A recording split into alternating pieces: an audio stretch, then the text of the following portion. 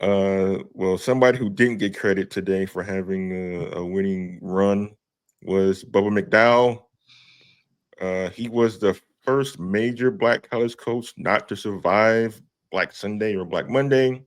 He and Prairie View decided to mutually part ways after 3 seasons, though despite the fact that he had been at Prairie View for more than a decade in the assistant capacity.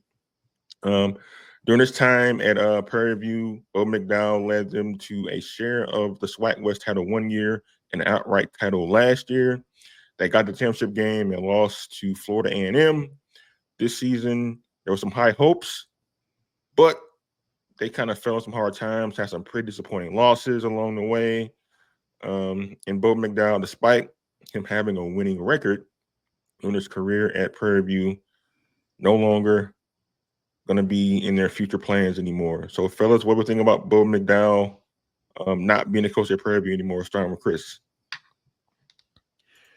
I really don't know what these athletic directors and board of regents and stakeholders, oh God, that word. I don't know. Basically, I don't know what these people expect 3 years in. And yes, Coach McDowell has been there as an assistant for a decade, but this was only the third year he had a chance to put his stamp on the program. And the last 2 years, well, the first 2 years were pretty doggone successful. You get a share of the SWAC West in 2022. You win the whole thing in 2023. You get to the SWAC championship game. I mean, nobody was beating Florida A&M last year. I mean, let's just be honest about it. That Florida A&M team is probably going to go down as probably one of the top 10 in the history of that program.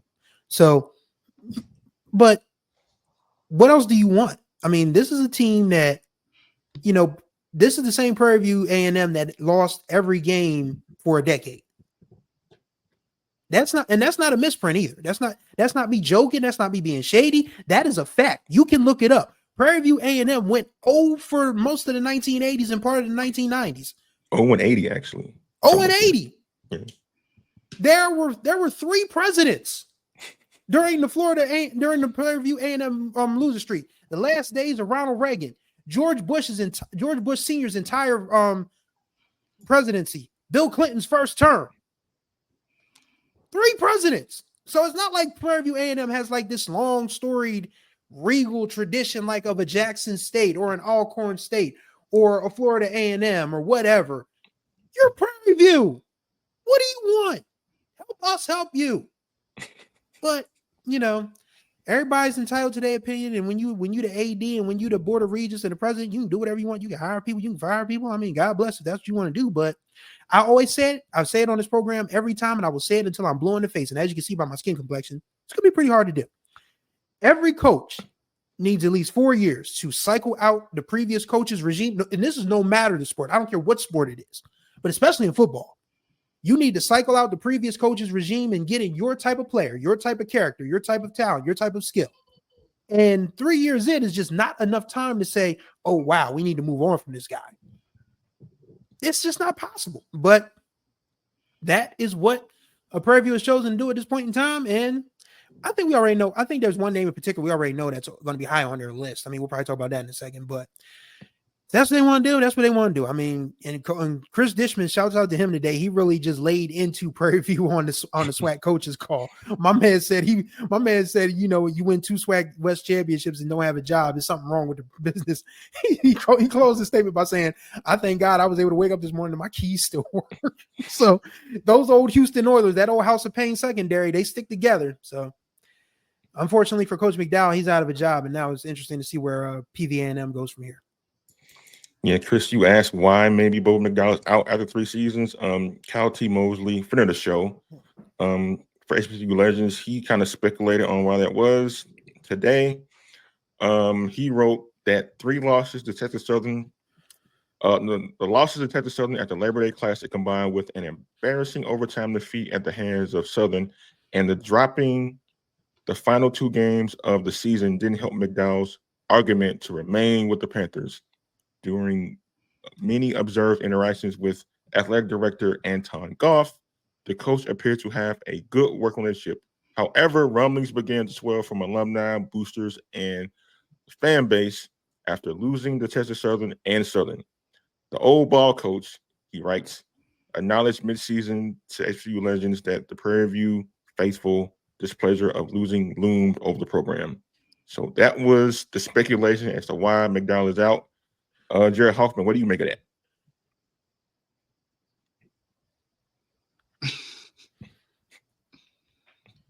Because of what I this is not me stuttering, guys. I genuinely don't know what to say. I don't know. Like,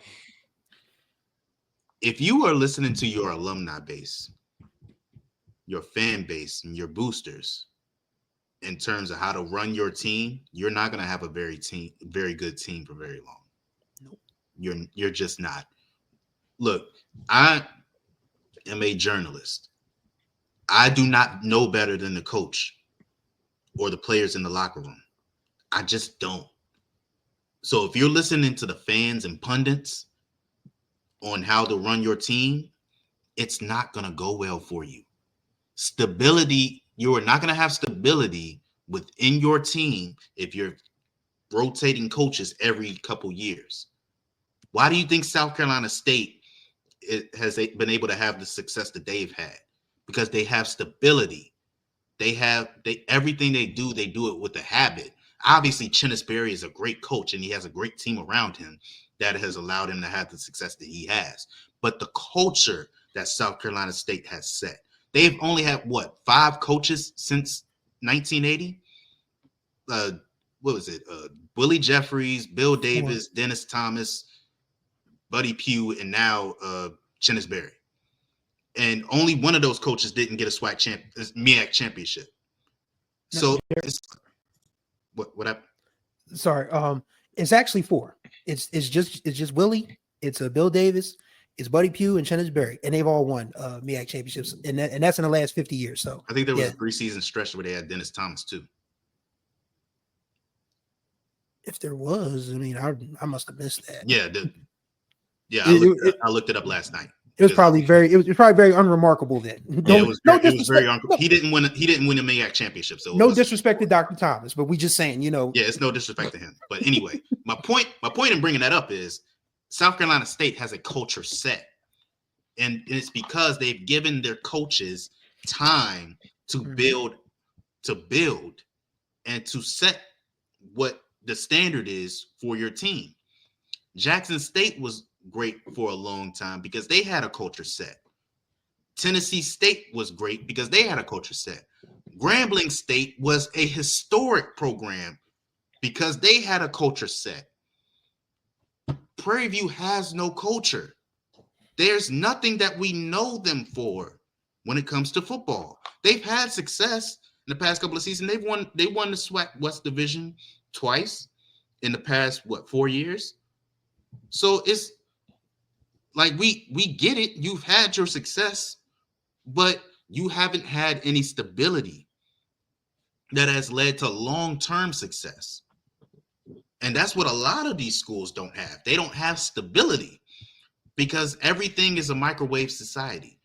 Once the time is up, you're ready to move on. What a lot of these teams that have had long-term success has done, once that microwave is done, they ready to continue it. It's continuous. It doesn't stop for them. Prairie View A&M, once they see something stop working, they're just ready to move on from it, rather than look at what the mistakes were and learn from it and retool, come back. And I'm not even saying that Bubba McDowell is the right guy for the job, but 3 years is not enough time. Everybody is not Chennis Berry. Everybody is not all these coaches that have had success in the first or second year that they have been there. Guys have had time. Everybody is not Coach Prime. It's not going to be like that with every coach that you bring in. And even Chris Dishman, as great of a job as he's had, there's no guarantee that Texas Southern is going to be better from what they were this season. Hopefully they give him enough time to continue to build off of what he did this year. But it's no guarantee that it's going to be like that. Like, you have to give these guys time. Now, if you see some things that you don't like, that, you don't think are sustainable, that's up to you to make that decision. But you got to understand how that's going to work against the players in the locker room and the coaching staff that you have in place. But I don't know why you think that it's a good idea to listen to your alumni base and your fan base, and when you're making decisions about who should be your next head coach. That's mind-boggling to me. Well, that's because they control the purse strings. Donations really matter a lot to keep athletic programs and schools afloat. So, as much as we kind of rail against stakeholders, they're pretty important part of the operation at every school in America. Um, yeah, but I think maybe that Prairie View decided to move on was because they saw that the SWAC West wasn't as good as it has been in years past, and there was some regression from Prairie View. A lot of it had to do with injuries at quarterback for Prairie View, which kind of threw their kind of like offense in flux. But I did happen to notice several times during this season, during the SWAC coaches call, that Bubba McDowell kept harping on the fact that, like, well, coaches wasn't putting the right guys in the games, wasn't putting right guys in positions to succeed. And I'm like, you're the head coach. It's your job to do that. Like, why aren't you, like, before the game starting or like during the course of the game, like telling the coach, hey, like, this player needs to be in here. We need to sub this guy out. Because he mentioned before, like, before he made a quarterback change early in the season, he thought about it but didn't do it. I'm like, you're coaching, but not a lot of authority. You're like too reactionary. You're not thinking ahead. And so several times he had mentioned that during the season. I asked him, like, okay, like, how does it seem like every week there are players who are not in the position that you want them to be in or who are not on the field and want them to be in? And he said, well, no, that's just kind of the way it worked out during the course of the game. But during the game, I made adjustments to make sure our assistants, coaches got players in the game, because he mentioned, like, the first couple weeks of the season, like, he literally met with the coaches at halftime and said, like, we're going to play these guys. Why aren't you playing these guys? You're going to play them. I'm like, you the coach. Like, you need to have no means. Just put them in the game yourself. You're the ultimate authority. So I think all of that, plus the losing in a division that was weak, kind of made Prairie View decide, like, hey, like, this is run its course. We can do better than Bubba McDowell. It's going to see what they find. In that same story I referenced from Cal T. Mosley, he mentioned that the short list for possible candidates to replace McDowell are Sam Shea from Moss College, Alvin Parker from Virginia Union, KJ Black, former PV quarterback who now works in the NFL with the Los Angeles Rams, Teddy Keaton from Clark Atlanta, Henry Frazier from Virginia State, who once was coach at PV, and likely more candidates to come. So, fellas, who do we think possibly could fill this role at Prairie View, starting with Chris? There's one name that didn't get mentioned, and I guarantee you he shoots to the top of the list once this season is over. Fred McNair. I guarantee you. Like, I'm willing to put, well, I'm not going to put my salary on the line because I kind of have to, eat and live, but I'll bet you $1 to a donut that at some point Prairie View is going to reach out to Fred McNair, because what better way to show Texas Southern that you mean business than to go and get the guy that their board of regents failed to get or didn't want, basically. So I think you add Fred McNair to that list. But if I had out of the guys that Kyle mentioned, I would probably lean more towards Sam Shade, because he's having a great run with Miles right now, and there's no guarantee that even though we've prophesized, hypothesized about it, there's no guarantee that Alabama A&M is going to get rid of Connell Maynard. So, that would be foolish of, Prairie View to wait and see if, oh, wow, Maynard's gone, are they going to go get him? They probably going to go get Sam Shade now, whenever Miles finishes up their playoff run, if that's the case. But yeah, Sam Shade would be my pick. Yeah, Jared, what about you? Who you have on your short list to replace Bubba McDowell at Prairie View? I really do like Fred McNair. That would make the Labor Day Classic must see TV. In terms of the names you mentioned, I'm not mad at Sam Shade. I'm not mad at any of those guys. Would be great candidates. I think Sam Shade, in terms of the proximity, would probably be the most ideal fit. But I would love to see Henry Frazier get that opportunity, to go back to the Division I level and, just showed his ability to build up a team. Like you see that he gave Virginia State a hard reset, even though they weren't able to make it to the CIAA. Well, they did make it to the CIAA championship this year. They weren't able to win CIAA championship. He gave them a hard reset because you saw them trending downwards, and then he brought them right back up. So I think he has the ability to be able to do that at Prairie View A&M. So I like all of those candidates, but I would really like to see Henry Frazier get that shot. Yeah, I like all of them too. I would say this though, like I know Prairie View's probably gonna look at another ex-NFL guy, celebrity coach. And that's gonna happen, Chris. I know you're upset about it, but it's gonna happen. And before y'all start, like I don't know about Ed Reed, man. Even though he showed up at Grambling, I was at not going to say Grambling his name. I was not going 2 to weeks say it. ago. Please. That was who I thought you were talking about. I was like, okay. All due respect No. to Ed Reed, I was not going to say his name. Okay, as long as it's not him, fine. Yeah, like no, he showed up at Grambling a few weeks ago to like do a photo op for the Kappa Ken's fraternity. Though Ken wasn't there, ironically enough. But anyway, like I think for all these schools who have an opening, that will have openings off season, man, think outside the box, man. Like seriously, like I know people like hate retreads.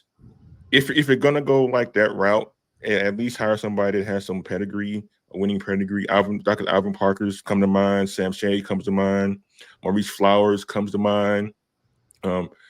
It's not lost on me that one time Chennis Berry was assistant coach at Southern University. He could have been their head coach. So there's an assistant on one of these staffs right now, either in the SWAC or elsewhere, who could be your next head coach. Just need to interview and talk to him. So I would just say that. Just think outside the box a little bit on that. The only celebrity coach that I will accept, and this is not likely. I'm not saying this because I think this is likely. I'm saying this is the only celebrity hire that I will accept. Leslie Frazier. That's the only one. Alcorn He's alone. coached at the pro level for 30 years now, almost 30. He's been at the pro level coaching for almost 30 years. He's a former NFL head coach, coached some of the greatest players in the NFL. That's the only celebrity coach that I will accept.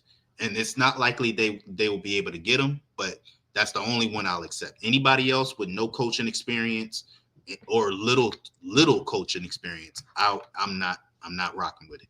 Get somebody, like Kendrick said, that has pedigree coaching at the HBCU level. Yeah. And that's where I want to put in a word for my guy, Rod Milstead.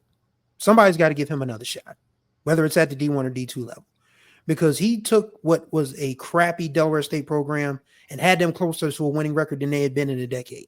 Yet and still the AD decided to fire him. And you see what's going on with Delaware State football. But I feel like Coach Milstead, deserves another shot. And he's been laying low because his twin daughters just graduated high school. They just started college this year. So wouldn't surprise me if now that, his nest is empty, that he'd be willing to be back in the hunt. But any one of these HBCU D1s or D2s should give Coach Milstead a look. That's just my personal opinion.